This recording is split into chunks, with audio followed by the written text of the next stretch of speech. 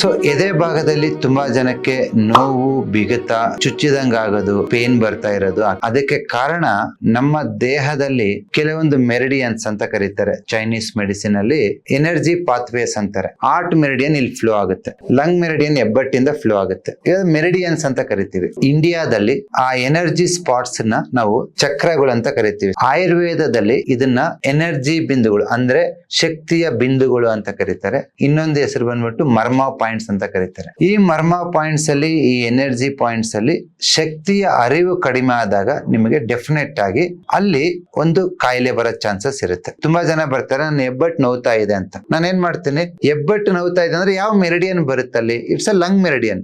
This is your lung 1, lung 2, ಇದು lung 5, ಇಲ್ಲಿ ಬಂದ್ರಿಗಿನಾಗೆ lung 9, ಇದು ಲಂಗ್ 10, ಇದು ಲಂಗ್ 11. ಸೊ ಹೆಬ್ಬಟ್ಟು ನೋವಾಗಿದೆ ಅಂದ್ರೆ ನೋ ಡೌಟ್ ಲಂಗ್ ಮೆರಿಡಿಯನ್ ನಲ್ಲಿ ಎನರ್ಜಿ ಫ್ಲೋ ಕಡಿಮೆ ಆಗಿರುತ್ತೆ. ಇಂಪ್ರೂವ್ ಮಾಡೋದಕ್ಕೆ ನಮ್ಮ ಹತ್ರ ಕೆಲವೊಂದು ಅಕ್ಯುಪ್ರೆಷರ್ ಪಾಯಿಂಟ್ಸ್ ಮತ್ತೆ ಕಲರ್ ಥೆರಪಿ ಇರುತ್ತೆ. ತುಂಬಾ ಜನ ಸರ್ಜರಿ ಮಾಡ್ಬೇಕಂತ ಬರ್ತಾರೆ. ಇದನ್ನ ಕೇವಲ 3 ಇಲ್ಲ 4 ವಾರಗಳಲ್ಲಿ ಇದನ್ನ ಕಂಪ್ಲೀಟ್ ಬಲ ಮಾಡ್ತೀವಿ. ನಾವು ಹೇಗ್ ಮಾಡ್ತೀವಿ ಅಂದ್ರೆ ಲಂಗ್ ಮೆರಿಡಿಯನ್ ಸ್ಟ್ರೆಂಥನ್ ಮಾಡ್ತೀವಿ. ಅದಕ್ಕೆ ಲಂಗ್ ಮೆರಿಡಿಯನ್ 11 ಪಾಯಿಂಟ್ ಇರುತ್ತೆ. ಮತ್ತೆ ಲಂಗ್ ಮೆರಿಡಿಯನ್ ಗೆ ಎನರ್ಜಿ ಬರೋದೆಲ್ಲಿಂದ? ಸ್ಪ್ಲೀನ್ ಮೆರಿಡಿಯನ್ ಇಂದ, ಅಂದ್ರೆ ಡೈಜೆಷನ್ ಇಂದ. ಹೀಗೆ ಒಂದು ಮೆರಿಡಿಯನ್ ಇಂದ ಇನ್ನೊಂದು ಮೆರಿಡಿಯನ್ ಗೆ ಕನೆಕ್ಷನ್ ಇರುತ್ತೆ. ಇದೊಂದು ಸಂಪೂರ್ಣವಾದ ವಿದ್ಯೆ. ಇದನ್ನ ಕಲಿಯೋದಕ್ಕೆ 1 ವರ್ಷ 2 ವರ್ಷ ಟೈಮ್ ಹಿಡಿತೈತೆ. ಬಟ್ ಯಾರಾದ್ರೂ ಕಲಿಬಹುದು.